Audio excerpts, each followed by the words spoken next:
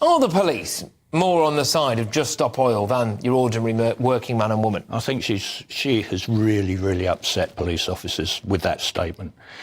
If she gave them the tools, they'd be able to do the job properly. They've got no brief for Just Stop Oil. Problem they've got is, of course, is legislation. Supreme Court. They have decreed that a certain amount of disruption can be caused by protests because of human rights, Articles 11 and 12. And some people got acquitted for that reason. So that set a precedent. If you protest, you can cause a certain amount of disruption. And then, of course, with slow marching, the police specifically requested that that be brought into law, to become an Act of Parliament. The government tried it.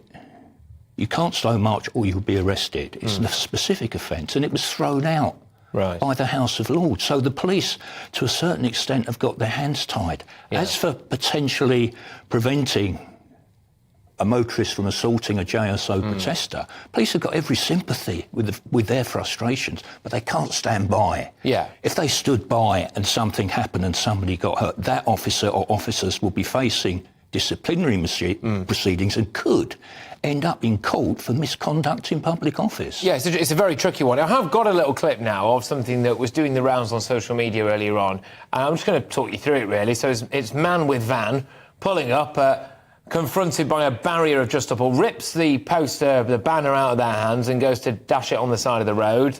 He's still got it in his hand. Then one police officer, two police officers, they get in touch. They're basically saying, look, you need to stop this. He's saying, I've got to get to work. I've got to get to work. Please let me get to work.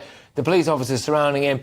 As this clip plays on as well, another couple of police officers get involved as well. And I've got to put it to you, Chris, that the ordinary person watching this now, I think, would have a lot of sympathy for the idea, just the way that it looks, which is the police are going to do more about a man ripping a banner out of some annoying people's hands than they are about the annoying people.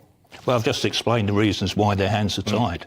And if they didn't intervene there and something had happened, and that motorist perhaps got really upset and tried dragging somebody along the floor and they got quite badly hurt, or their clothes got damaged, and the police did nothing, those police officers... So what they're trying to do, I think they've got every police officer I talk to on these protests, and I go to quite a few of them, haven't been able to keep up with Just Stop Oil. I was out observing Extinction Rebellion over those 4 days. But every police officer can sympathise and empathise with the frustrations felt by motorists. And their hands are tied, is what you're saying, and especially when people find out as well that, you know, legislation that probably would have stopped what we're currently seeing now, which is this slow walking, was actually knocked back by the House of Lords, and maybe people should take it up with them as opposed to the police. And I do feel very sorry for the police on this, because they are very much at the front line of it, and they're the visible face of public anger. I have incredible sympathy. I would be the same if I was in my car trying to get to work or there was disruption to my day. I mean, good grief, work is the least of it. Can you imagine if you had a relative having a stroke in the back of your car or something, the worst case scenario stuff, your wife in labour or whatever? I would be absolutely livid with police for not doing anything about it. But there's not really a lot they can do. Let's change the law right here on this show. What laws do we need?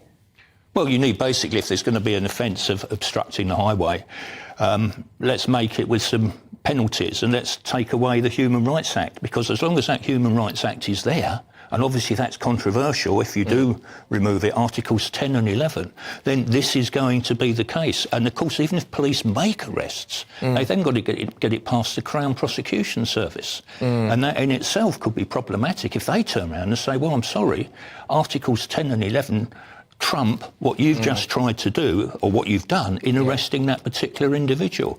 So it is, but they have, having said that, previous Just Stop Oil protests, police have arrested more than 500 of those protesters. But now you've got this precedent's been set legally, which is what the Commissioner pointed out in his confrontation that he had yesterday. You know the law, our hands are tied. This morning, as I understand it, they have moved JSO protesters.